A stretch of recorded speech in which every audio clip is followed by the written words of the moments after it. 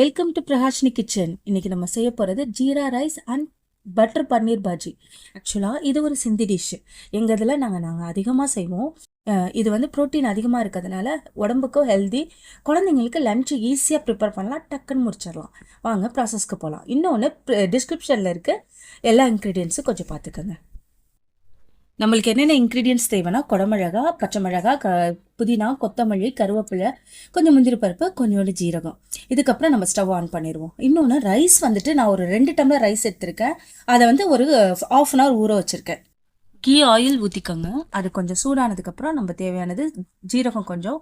ஏன் அப்படின்னா இதுக்கு முக்கியமானது ஜீரகம் தான். அது பொரிஞ்சோன்னே அதுக்கப்புறம் 2 பச்சை மிளகா, அப்புறம் முந்திரி பருப்பு கொஞ்சம், அப்புறம் கேப்சிகம், எல்லோ கலர் கேப்சிகம் கொஞ்சம் போட்டுக்கோங்க. இதில் வந்து ரிச் விட்டமின் சி இருக்குது.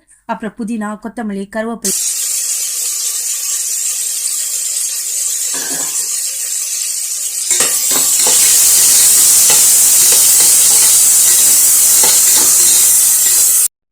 நல்லா வதக்குங்க. அதுக்கப்புறம் கொஞ்சம் ரைஸ் போட்டுட்டு நம்ம ஊற வச்சுருக்கோம்ல அந்த ரைஸ் எல்லாத்தையுமே போட்டுருங்க. போட்டுட்டு அந்த ரைஸை நல்லா மிக்ஸ் பண்ணி கொடுங்க. அப்புறமேட்டுக்கு நம்மளுக்கு தேவையான சால்ட்டு போடணும். எவ்வளோ சால்ட்டு தேவையோ அதை போட்டுட்டு அதுக்கப்புறமேட்டுக்கு நல்லா மிக்ஸ் பண்ணுங்கள். மிக்ஸ் பண்ணிவிட்டு நம்மளுக்கு தேவையான அளவு தண்ணி ஊற்றணும்.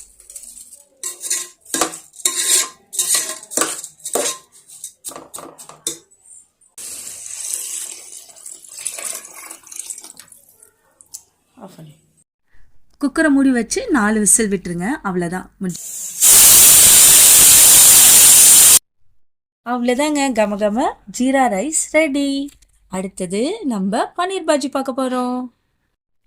அதுக்கு தேவையான இன்க்ரீடியன்ஸ் குடமிளகா, பன்னீர், 2 தக்காளி, 3 பல்லாரி, கொஞ்சம் முந்திரி பருப்பு, இஞ்சி, பூண்டு, பச்சை மிளகா, அப்புறம் தேங்காய், அப்புறம் கொத்தமல்லி, புதினா, அதாவது கருவேப்பிலை, அப்புறம் மல்லித்தூள், மிளகாத்தூள், கொஞ்சம் மஞ்சத்தூள், அப்புறமேட்டு ஜீரகம், சோம்பு, கொஞ்சம் மிளகு, அப்புறம் கொஞ்சம் பட்டர் சேர்த்துருக்கேன். கரம் மசாலா பொடி கொஞ்சம் சேர்த்துருக்கேன்.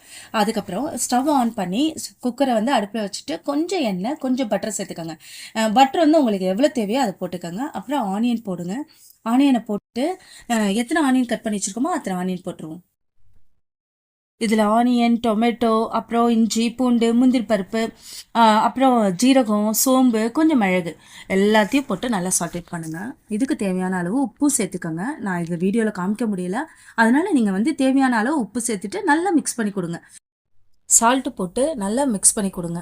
அந்த கண்ணாடி பதம் வர வரைக்கும் ஆனியனோட கண்ணாடி பதம், பச்சை வாசனை அதெல்லாம் போகட்டும். பூண்டு, இஞ்சி, முந்திரி பருப்பு அந்த பச்சை வாசனைலாம் போனதுக்கு அப்புறமேட்டுக்கு நம்ம தக்காளி போட்டுக்கலாம்.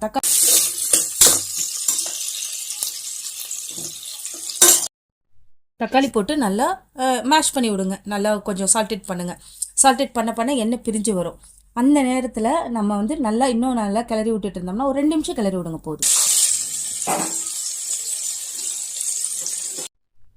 நல்லா வதக்கிட்டு இதில் வந்து ஜீரகம், சோம்பு, மிளகு, அப்புறம் இது பேர்னா தேவையான அளவு கொஞ்சோண்டு கரம் மசாலா பொடி இதுலேயும் கொஞ்சம் சேர்த்துக்கோங்க. சேர்த்துட்டு கொஞ்சம் நல்லா வதக்குங்க.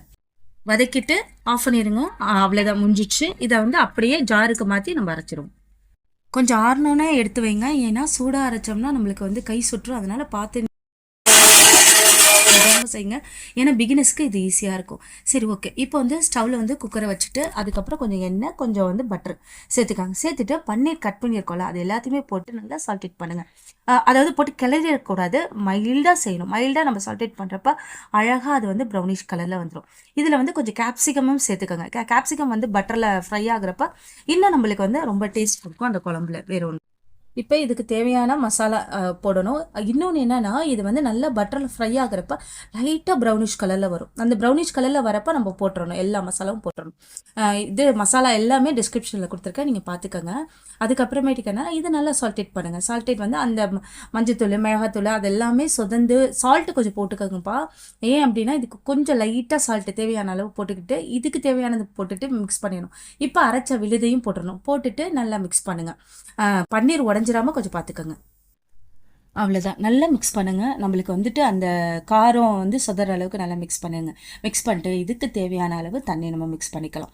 கொஞ்சம் தண்ணியாகவும் இல்லாமல் கொஞ்சம் கெட்டியாகவும் இல்லாமல் கொஞ்சம் நிதானமாக இந்த மாதிரி ஒரு தண்ணி பதத்துக்கு ஊற்றிட்டு அவ்வளோதான். குக்கரை க்ளோஸ் பண்ணி முடிச்சிருங்க. 2 விசிலுங்க, ரெடி ஆகிடுச்சு. இப்போ உதிரியான நம்மளோட ஜீரா ரைஸ், அதாவது நெய் சாதமும் ரெடி. அதுக்கப்புறம் என்னென்னா பன்னீர் பட்டர் மசாலாவும் ரெடி. ரொம்ப கமகமன்னு இருக்குங்க. உங்களுக்கும் ரொம்ப ரொம்ப பிடிக்கும். இதே மாதிரி உங்களுக்கு சிந்தி டிஷ் வேணும், அதிகமான வீடியோஸ் வேணும்னா கண்டிப்பாக நான் போடுறேன். கீழே கமெண்ட் பண்ணுங்கள். எங்கள் சேனலை உங்களுக்கு பிடிச்சிருந்துச்சுன்னா லைக் பண்ணுங்கள், ஷேர் பண்ணுங்கள், சப்ஸ்கிரைப் பண்ணுங்கள். பாய்.